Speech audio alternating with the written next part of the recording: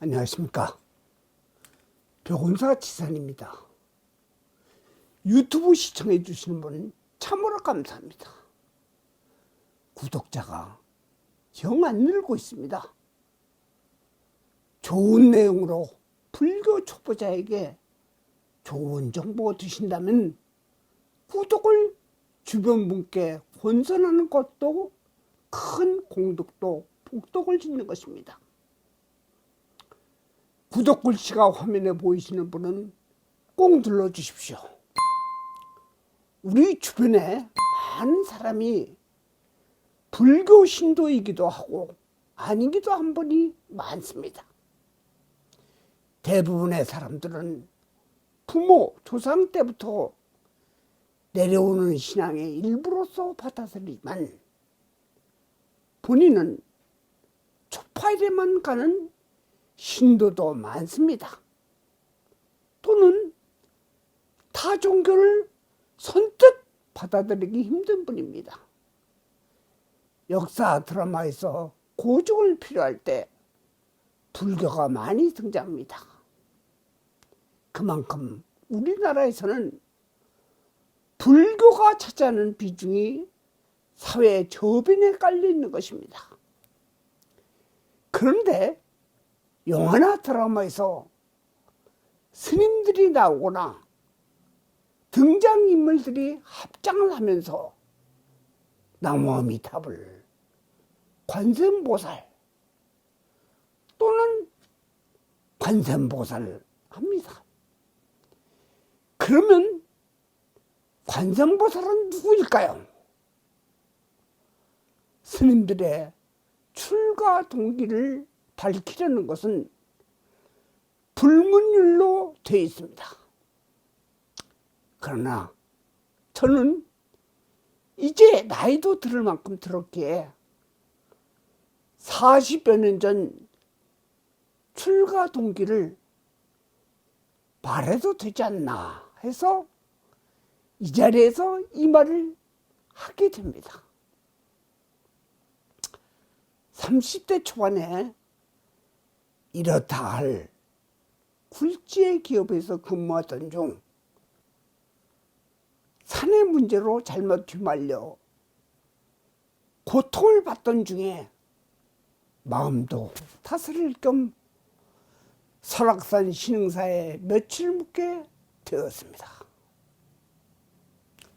좀처럼 어렸을 때부터 천주교의 모태신앙으로 다져진 저로서는 잘 적응이 안 되었습니다. 항상 법당 바깥에서 안을 들여다보는 정도로 며칠을 보내다가 어느 날 갑자기 법당에 들어가서 생전 안 하던 절을 하게 되었습니다. 그런데 아미타불께 절하고 관세음보살께 절을 할 때 머리 숙인 채 들지 못하고 하염없이 눈물이 쏟아지는 것입니다. 30분이 지날 때까지 흐느꼈습니다. 왜인지 무엇 때문인지 모르겠더라고요. 그 후로부터 법당에 들어서 관세음보살께 절을 하면서 우러러보면 항상 미소와 움직이는 눈빛을 보았습니다. 20일 후 속세로 내려와 보니 엉켰던 회사 일은 부장의 비리로 밝혀져서 깨끗이 정리됐던 것입니다. 그 후 머릿속엔 관세음보살의 눈빛이 떠나지 않는 것입니다. 눈물이 난 것은 전생의 죄업을 참여하는 것입니다. 그 후로는 움직이던 관세음보살의 모습을 잊을 수가 없어. 그 다음에 출가를 결심하고 주변을 정리하게 되었습니다. 이것이 나의 출가 동기입니다. 그 후로 관세음보살은 돌아가신 어머니로 화연하여 꿈에서 저에게 보여지며 굴곡진 삶의 고비마다 큰 힘이 되었고, 소승은 지금도 관음 기도를 하고 있습니다.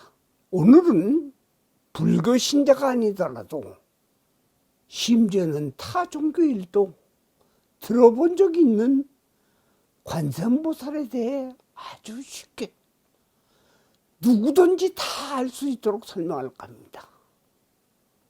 분명 관세음보살의 불교는 신앙의 대상입니다. 볼관, 세상새, 소리음은 세상사 모든 것을 보고 듣는다는 어원입니다. 보살은 보리살타의 준말이고, 엄연히 그 뜻을 따지자면 깨달음을 얻으려고 자기 희생을 하고 수행을 하는 일을 이야기하지만, 쉽게 이야기하자면 부처를 삼불로 이야기합니다. 그렇다고 불교는 여러 부처를 모시고 믿는 것은 아닙니다. 타 종교처럼 유일신을 믿는 것은 똑같습니다. 기독교의 성부, 성자, 성신이 같듯이 불교도 같은 의미이지만 삼불로서 나누어져 있습니다. 법신불, 보신불, 화신불입니다. 이는 나중에 더 깊게 교리 공부를 할 때 설명키로 하고, 오늘은 보살에 대해 간단히 설명합니다. 자기 자신의 수행보다 이타행, 남을 이익되게 하는 행동을 하는 역할을 보살로 지정했을 따름입니다. 이 또한 부처의 화연입니다. 화연이란 부처의 다른 어떤 모습으로 부처가 변하는 것입니다. 결국은 보살도 부처라고 할 수 있습니다.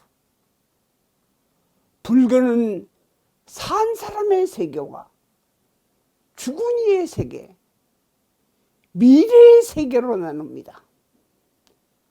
바로 산 사람의 세계 중 고통을 받는 모든 일을 포용관장하는 보살이 관세음보살이고, 죽은 이를 관장하는 것이 치장보살이며, 미래를 보장받게 하는 것이 미륵보살입니다. 오늘은 관세음보살에 대하여 핵심만 말씀드리려고 하오니 잘 듣기 바랍니다. 절대로 관세음보살은 잘 행복하게 모든 것이 잘 이루어지고 있는 사람에게는 더 잘되게 하는 역할은 보여지지 않습니다. 사람이 사는 세계를 사바세계라고 합니다. 이는 다른 말로 고통의 바다, 가민의 세계입니다. 구고구난, 고통과 어려움에서 구한다는 관세음보살입니다. 그래서 천수천안을 갖고 있다고 합니다. 1000개의 눈과 1000개의 손을 뜻합니다. 이는 숫자상의 천개이지 무한하다는 것입니다. 그러므로 이 세상에서 고통받는 중생들에게 많은 눈으로 보고 많은 손으로 어려움에서 구한다는 뜻입니다. 그럼 관세음보살은 여자인가요? 남자인가요? 하는 의문이 듭니다. 설화에서는 남자로 또는 여자로 표현됩니다. 조리, 속리 이야기, 석가모니 불보다 먼저 부처가 된 정보부왕열에 아미타불의 아들과 제자로서 머리 보관에 항상 아미타불을 모셔놓고 있다는 것. 또 오세함에 전해오는 이야기. 보덕각시 설화 또한 가석불 시대의 공주로 또 많은 부분이 여성으로 전해내려고 있습니다. 후대의 다수의 조각가와 화가들이 어머니의 자비와 사랑을 표현하기 위해 여성적인 모습으로 만들었기 때문이다. 어딜 가도 어떤 절을 가도 어느 나라에 가더라도 관세음보살은 여성의 모습으로 되어 있습니다. 그러나 관세음보살은 성별이 없습니다. 그것은 대우주법계의 실상이며 묘한 법의 표상이기 때문입니다. 간절하게 중생이 부르면 나타나는 것입니다. 그러므로 역사적으로 고증된 인물은 아닙니다. 그러나 중생의 간절함에 대답할 수 있는 실체이므로 없다고 할 수는 없습니다. 반드시 그 답에 응하시는 분인 것을 여러분 잘 아셔야 합니다. 드라마에서 나무아미탑을 관세음보살하는 것은 한꺼번에 나무아미타불과 관세음보살을 찬탄하는 것입니다. 그것은 앞에서도 이야기했듯이 아들과 스승이 되기 때문에 절대 잘못 부르는 것이 아닙니다. 또한 관세음보살 부르는 것은 아이고 엄마 하는 것과 같다고 생각하시면 됩니다. 일본의 유명한 카메라 업체인 캐논의 이름은 관세음보살을 뜻하는 명칭으로 유래되었다는 것을 그런 사실을 아는지요? 더 깊은 관세음보살에 대하여 알고 싶다면 가까운 사찰에 스님께 물어봐도 잘 답해 줄 것입니다. 끝으로 결론을 말하자면 관세음보살은 여러분의 어떠한 어려움에도 조건 없이 응하시는 분으로 그가 남자인가 여자인지 실존 인물인지가 중요한 것이 아니라 반드시 답을 주시는 분이라는 것을 인지하기를 바랍니다. 현세의 어려움을 해결해 주는 해결사입니다.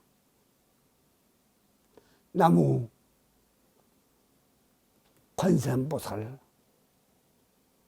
나무 관세음보살, 나무 대자대비 관세음보살 마하살.